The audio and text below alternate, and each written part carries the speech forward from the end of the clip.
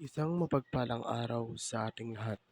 Ako ang inyong lingkod, Elijah Paulian Valdez at welcome sa ating daily devotions. Ang ating verse for today nasa Genesis chapter 12 verse 1 to 3.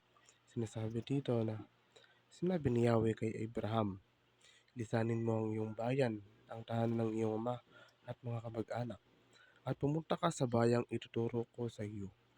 Pararamihin ko ang iyong mga anak at apo at gagawin ko silang isang malaking bansa. Pagpapalain kita at gagawin kong dakila ang iyong pangalan at ikaw ay magiging pagpapala sa marami. Ang sa iyo'y magpapala ay aking pagpapalain at ang sa iyo'y sumumpa ay aking susumpain. Sa pamamagitan mo, lahat ng bansa, lahat ng mga bansa sa daigdig ay aking pagpapalain. Sa Biblia, ipinangako ng Diyos na pagpapalain ang lahat ng bansa sa pamamagitan ng mga inapo ni Abraham. Sinabi ng Panginoon na sa mga suplim ni Abraham, ang lahat ng mga bansa sa mundo ay pagpapalain. Ang pangakong ito ay inulit mula sa mga nakaraang pakikipag-ugnayan sa Panginoon.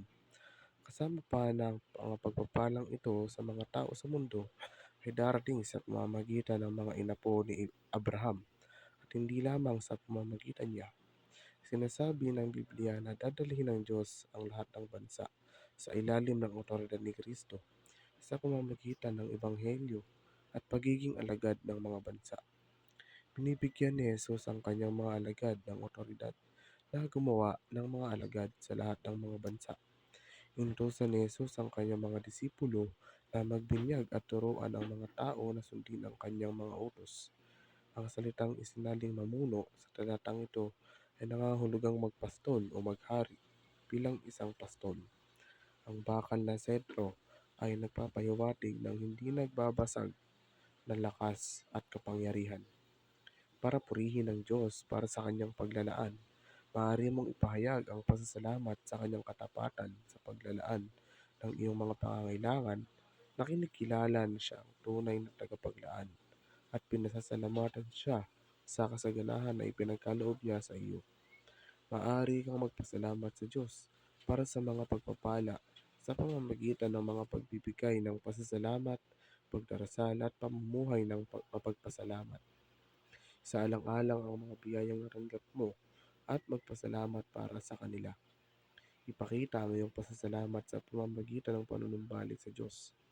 Subukang tumuon sa mga magagandang bagay sa iyong buhay kahit na mahirap ang mga bagay-bagay.